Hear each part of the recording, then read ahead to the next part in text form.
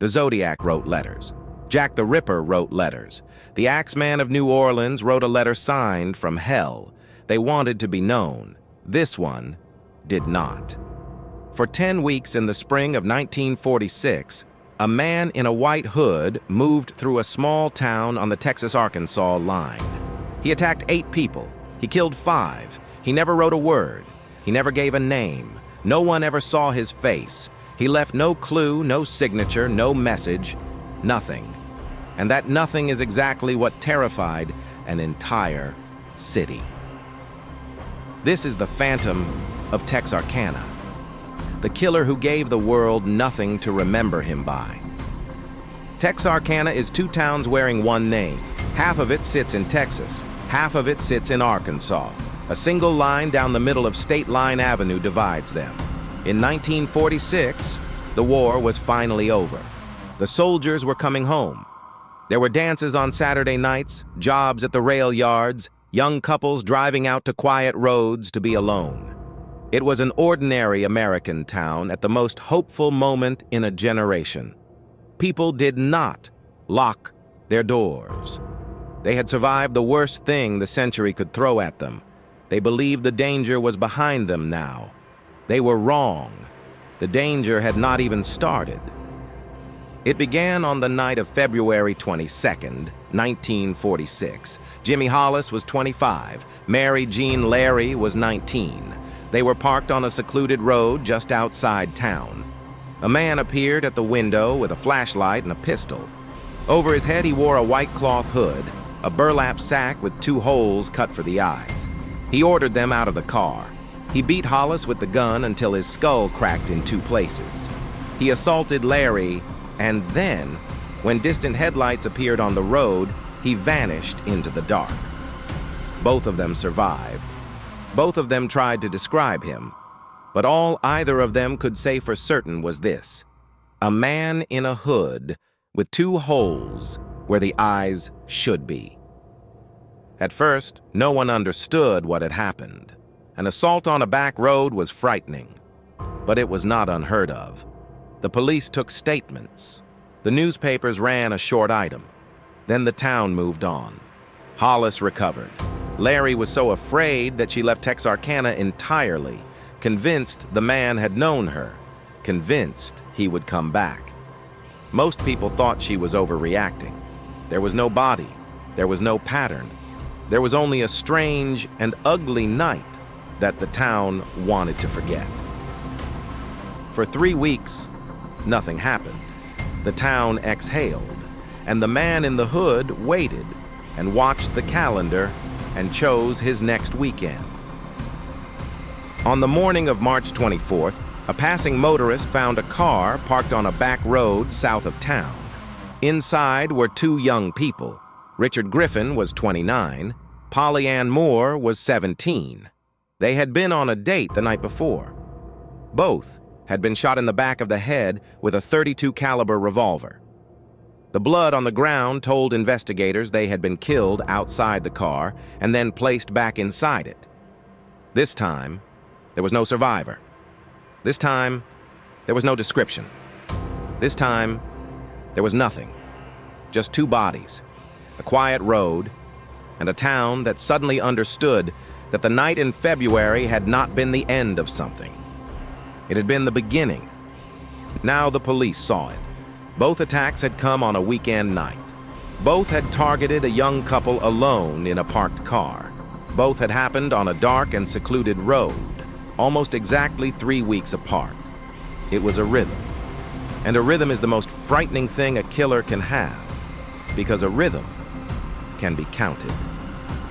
The whole town began to count. People looked at the calendar and did the arithmetic. 3 weeks from March 24th was the middle of April. The next weekend after that felt like a held breath.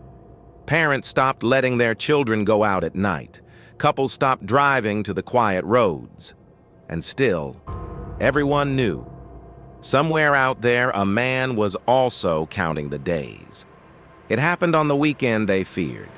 Paul Martin was 16 years old. Betty Jo Booker was 15. They were not a couple driving to a lover's lane. They were two church-going teenagers, friends since childhood. Betty Jo played saxophone in a dance band, and that Saturday night she had a gig.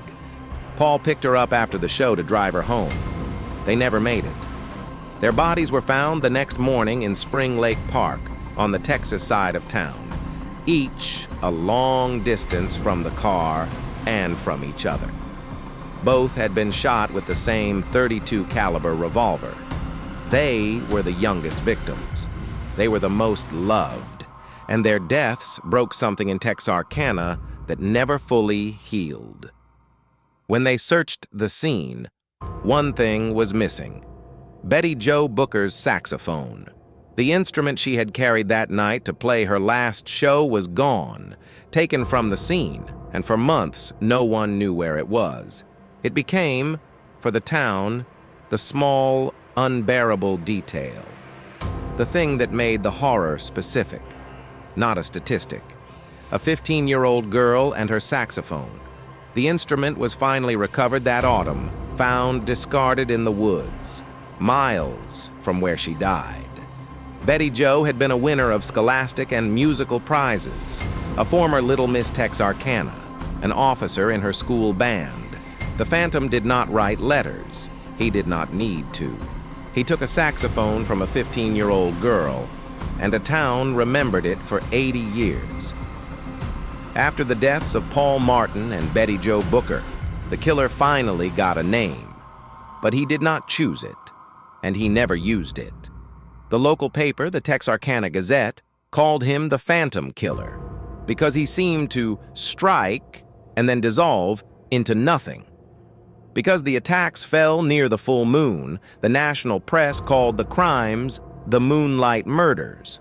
Reporters poured in from across the country. The story went out on the wires, and a town of 50,000 people found itself at the center of the most frightening manhunt in America. The man had still said nothing. He had still shown no face. The legend was being built entirely out of his silence. What happened next is the part that gave the case its name. As the sun went down each evening, Texarkana shut itself in. Hardware stores sold out of guns, ammunition, locks, and window latches. Men sat up all night on their porches with shotguns across their knees. Families nailed their windows shut in the April heat.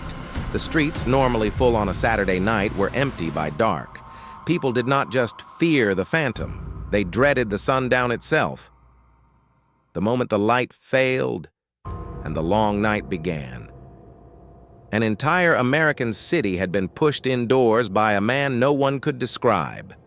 He had taken something from every single person in town, and most of them he never even touched. The Texas Rangers came.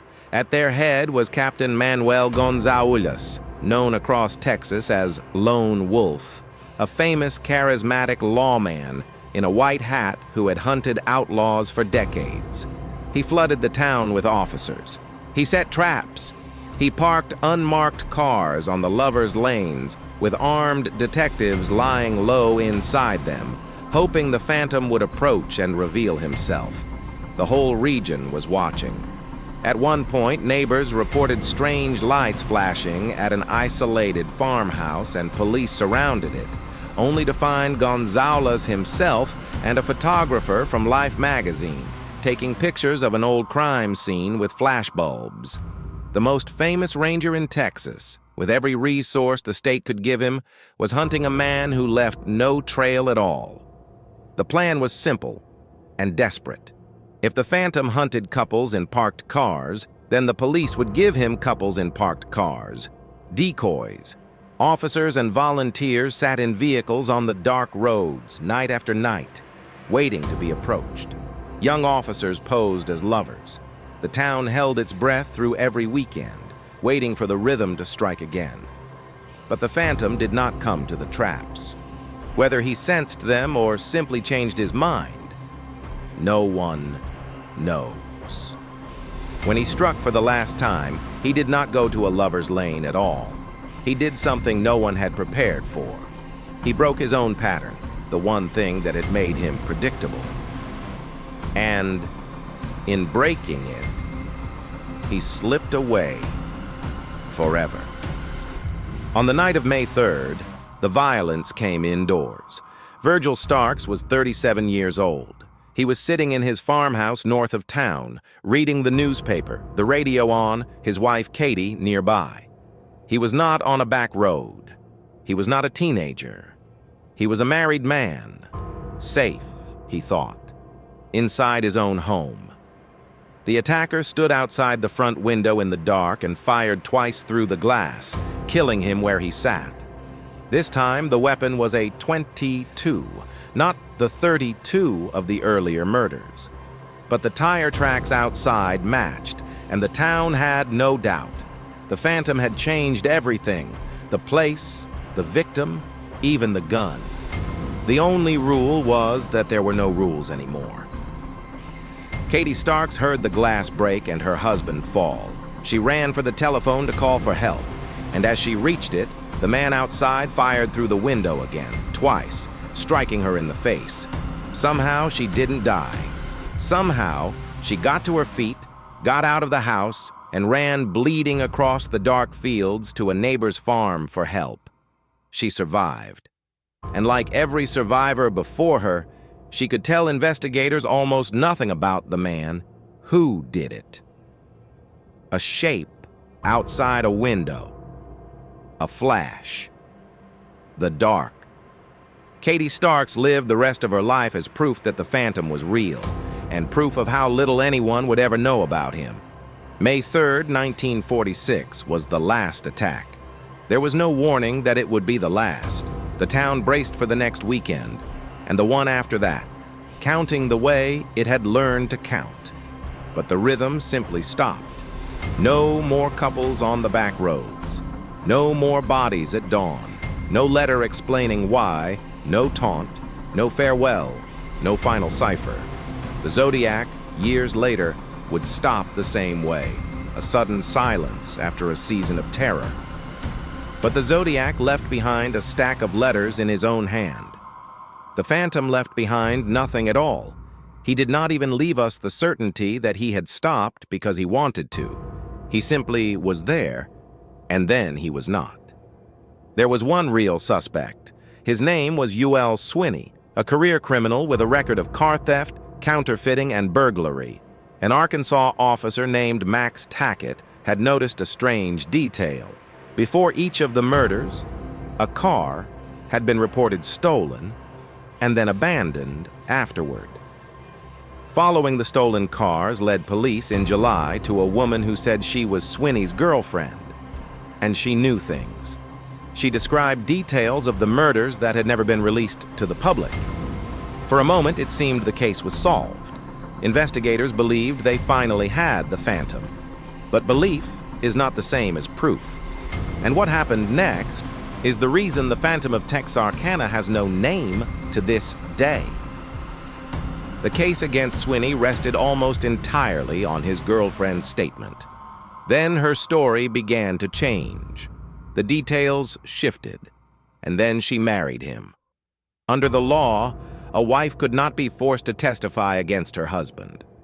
The one witness who could place Youell Swinney at the murders was now silent and could not be made to speak.